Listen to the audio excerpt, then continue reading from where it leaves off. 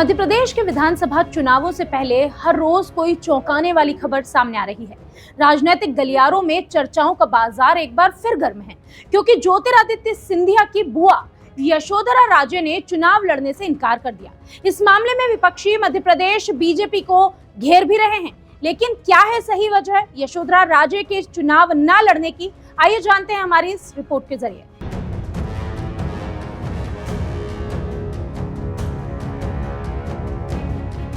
BJP ने जब से अपने उम्मीदवारों की दूसरी लिस्ट जारी की थी, तब से ही मध्य प्रदेश की राजनीति में उबाल है। अब ऐसे में बीजेपी के कद्दावर नेता का ये ऐलान कि वो चुनाव नहीं लड़ेंगी, कई सवाल खड़े करता है। शिवराज कैबिनेट की मंत्री और ज्योतिरादित्य सिंधिया की बुआ यशोधरा राजे सिंधिया ने विधानसभा चुनाव नहीं लड़ने का ऐलान किया है। उनके चुनाव न लड़ने की वजह क्या है? इसकी इतनी चर्चा क्यों हो रही है? और कौन है यशोधरा राजे सिंधिया?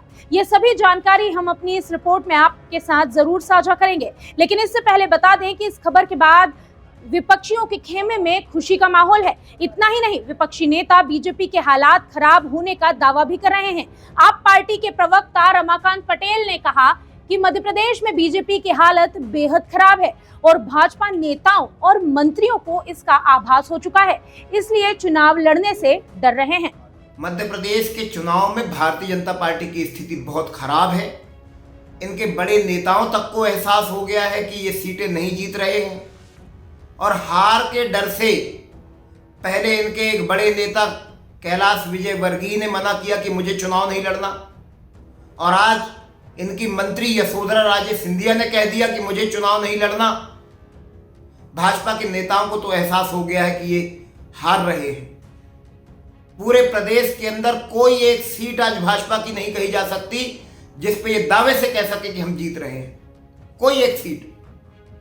आगे आगे देखते जाइए, अभी तो ये शुरुआत है।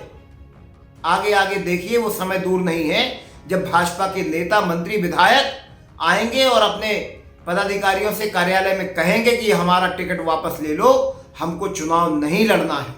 यशोधरा राजे सिंधिया मध्य प्रदेश की राजनीति का नामी चेहरा है। वो सिंधिया घराने से हैं और स्वर्गीय राजमाता विजयराजे सिंधिया की सबसे छोटी बेटी हैं।